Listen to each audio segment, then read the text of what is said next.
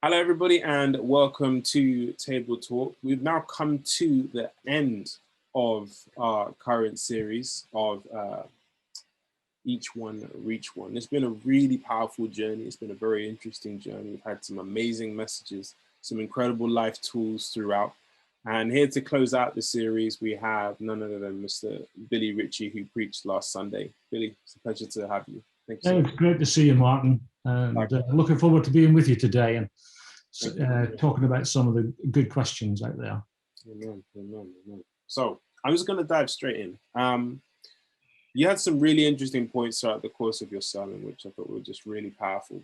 One in particular was around that really sort of great statement: it's better to listen to understand rather than listening to respond. And, you know, it's a life lesson for sure. So how would you say that you have found integrating this into your daily life as a habit? And do you have an example of where it's actually improved the relationship or solidified a new one? That's a great question, Martin. I could probably give you many examples when I haven't listened. I'm probably not. I'm not the best. It's easy to say something as a preacher sometimes, but it's another thing to live it. And so I can tell you lots and lots of times when I've not listened, got hold of the wrong end of the stick, not understood somebody. So they would be easier than the ones that has helped me. But like recently, within our staff at church, over the last couple of years, we've tried to do a little bit of work on that. And we did a number of exercises to try and help us to understand each other, because we're all different and we've all got different ways of looking at life. And one of the exercises we did was, you come across these things called Enneagram, and that try to explain how you see the world and what your strengths are and weaknesses are. And one of the ladies that was working for me, or working with me, I should say, at the time, she completed one of these things and sent it to me to have a look at, and I read it, and I sort of realized that I processed, even the way I processed information was very different to the way that she processed information. So I tend to be very reactive, quite fast on my feet, just shooting stuff out there. I like to think as I go, where this person was a lot more reflective, needed time to listen to what somebody was saying, think about it, adjust to it. And here was I sort of just moving quickly through things and not really helping her to be able to get on board. I was just like going down the road. So I wasn't helping that relationship. And so I learned in that to try and just slow down a little bit, make sure that I'd gone through things and explained it. And so that would be one thing. We also find doing that, if anybody ever gets a chance to do Enneagram, it's a great thing to do. Just Google it, it'll be online. But even in my own house, I discovered we're very different. I'm what's called an Enneagram 6. I'm a loyal skeptic. So I tend to be very loyal, very awake to what's going around about me. I've got sort of courage to make decisions and push on. But I also, because of the analytic brain of mine, I tend to see the things that are wrong in something. So if you put me into a situation, I'll tell you what's wrong in that situation. And that's the thing I'll mention first. Yeah, there might be 99 things that are going well, but I'll find the one thing that's going bad. And my wife, Nicola, she's a number 2. She's a considerate helper. So she loves to meet the needs of others. She helps to be supportive, being warm, generous, and gets help. She gets a joy from helping people, is very positive, and she likes appreciation.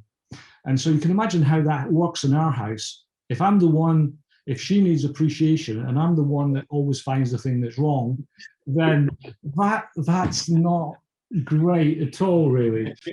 So I'm desperately trying to change, but I just think that people are all different, and I think that sometimes we say, "I see the world as it is." Well, I don't see the world as it is. I see it through my eyes and my background, my temperament, and everything.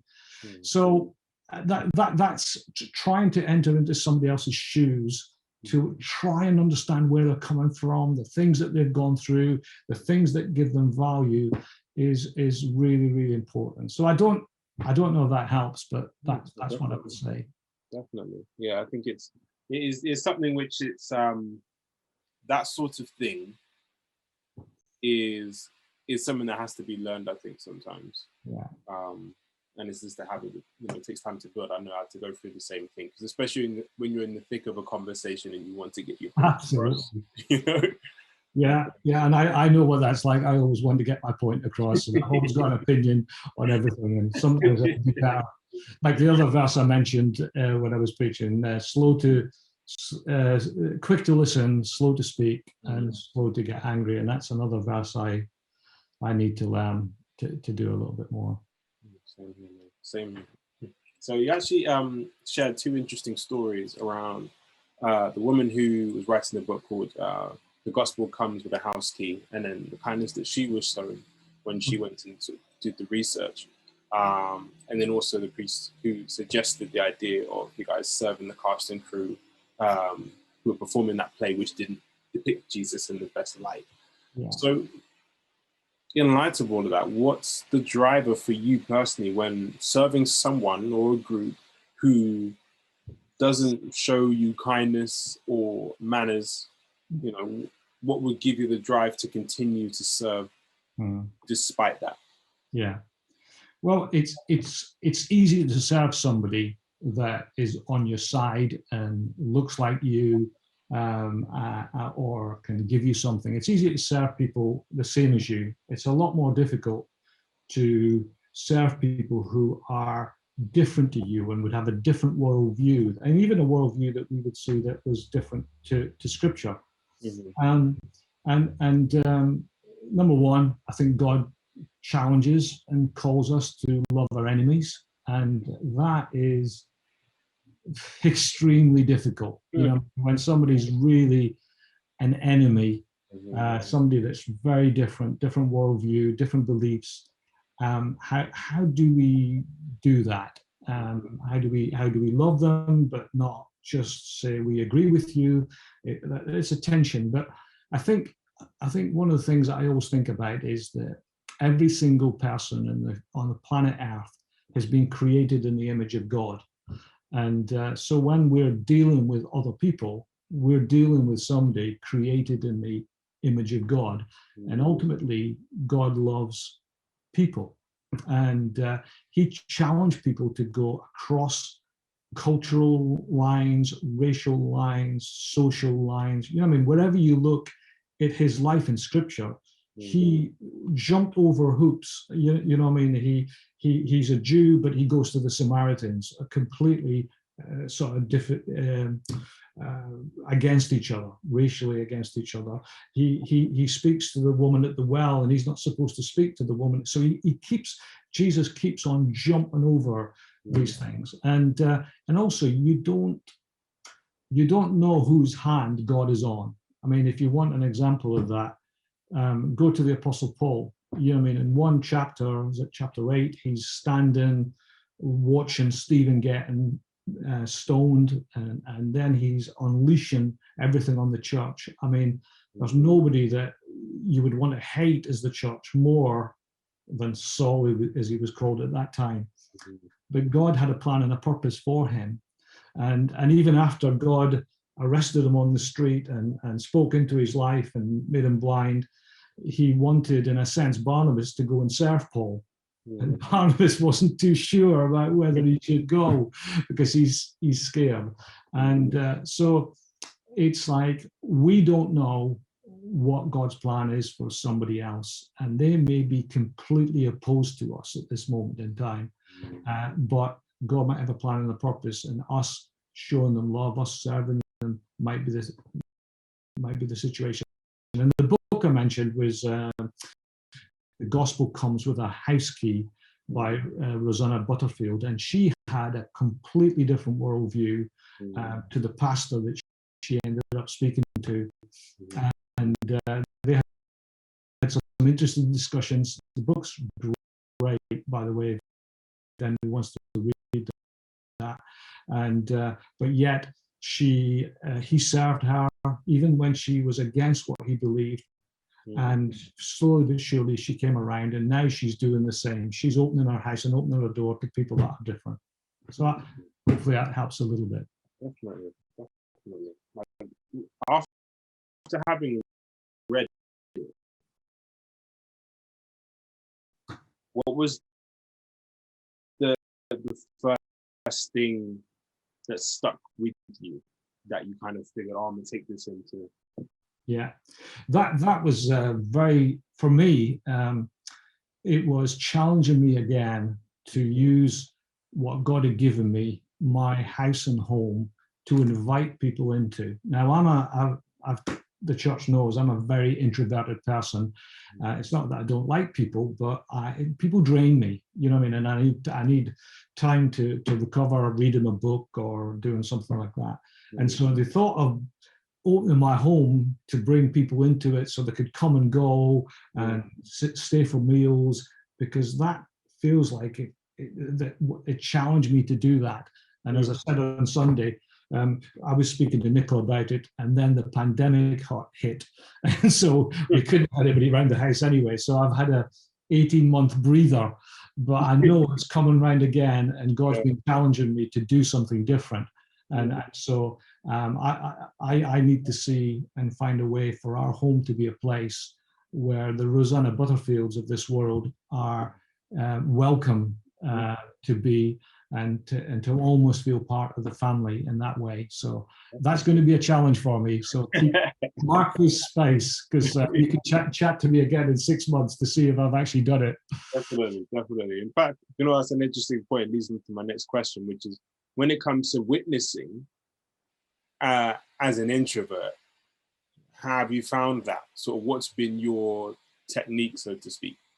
Yeah, well, I'm not one of these people that just sort of bowls up to people in the street and then sort of gives them 3 points on the gospel. I mean, I struggle to even speak to people in the street. I force myself to nod and wave and as I walk past, but I would be the one that would just keep his head down and keep on walking. And I think I must have this look on my face that says, "Stay away, don't speak."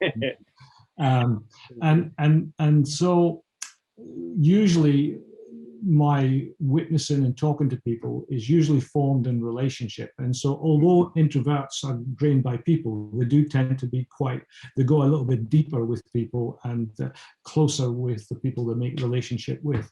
Yeah. And so I can think of people in my life at this moment in time that don't know Jesus, that are far from Jesus, but I'm talking to them every time I meet with them, every time I go somewhere with them. They will ask me things, and so I've talked about. I always find stories from my own life. You know what I mean? I would talk to them about how I'm going through the illness that I've had over the last couple of years, and how I'm able to deal with that. Sometimes I don't understand, and maybe they're going through the same thing. Or I remember one guy that I was very friendly with, and still am now, but his mom passed away the same time as mine, within about 2 or 3 weeks. Wow. And I was able to talk and walk through the whole grief process. I very often talk to people about insecurity, because that's something that racks my world from time to time. Self-worth would be another subject. So I would tend to talk about things from my life and situation, but it would be done more through relationship rather than like I've gone out with a bunch of tracts and I'm going to meet people in the street. It's just not me. Does that make sense? Yeah, definitely. Yeah, I like that approach actually, because it kind of reminds me of what John Keel was saying a few weeks back about the power of vulnerability, essentially. Yeah. And people then feeling like, okay, if you can be open about that, that gives me, I guess, the space and it's a safe enough space for me to do the same. Yeah. I guess you can build from there, right? That's great. No, that's good, mate. That's excellent. So last question. What is your go-to testimony when you sort of feel compelled to share with someone you've recently or newly connected with, and why? Well, as I already said, most of that would come out of my experience. But I think that the way I would describe it is that we were all made in the image of God. I was made in the image of God, you were, and everybody else was. And God set eternity in our hearts. And I find that most people are searching for something to fill that hole, that relationship that we were built for, to have with God. People are searching for things to fill that. And that could be career, it could be family, it could be kids, it could be anything. But we're continually trying to fill this, and then we get what we think we wanted, but we're still left after that. And I mean, it's even shown on things like when people really hit fame and they get, the guys on celebrities or so-called celebrities that on whatever it is, what's the things called, like Love Island, or they become really big movie stars or whatever. They've got what they think they wanted, be that fame or be it notoriety or be it money, but yet still through that there seems to be a situation where people are not feeling that they're fulfilled, and lots of depression sets in. And so I would try to talk to people about what it is in their life, or what they're trying to fill their life with, and is it satisfying? And yet I've met something that fills my life, deals with my insecurity, helps me with my self-worth, because that's a relationship we really need. Absolutely. That's brilliant. Thank you so much. I really appreciate your openness and honesty in terms of how you shared about your journey and your whole approach, really, when it comes to connecting to others. I can definitely understand where you're coming from as far as just going back to the whole introverts thing. Because I know how that feels, where, let's say, for example, if it's a social event that's coming up, and then that social energy, so to speak, just hits a low, and the amount of energy then it's going to take to sort of push yourself to get going. I totally get it. So commend you for being able to go and stand up on that stage on a Sunday and still preach. So yeah, hey, preaching is easier because than a social event.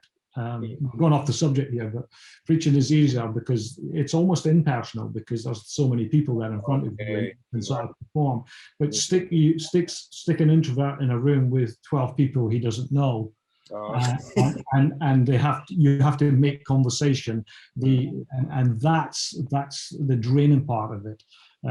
So being an introvert, it's a whole different subject for one day. I think I could write a book on it, I think, but yeah, that's great. Well, I appreciate it. Thank you so much, and thank you guys also for tuning in as well. Please make sure to like, comment, subscribe if you're watching on Facebook or YouTube, I should say. This Sunday we have 3 services as usual, so 9 a.m., 10:45, and 12:30. But we're also going to be starting a whole new series, which is called Faith, and we've got some very interesting things lined up for you. So please join us for that. So if you're going to be joining us in person, please book your tickets online. It's always a good experience if you come along anyway.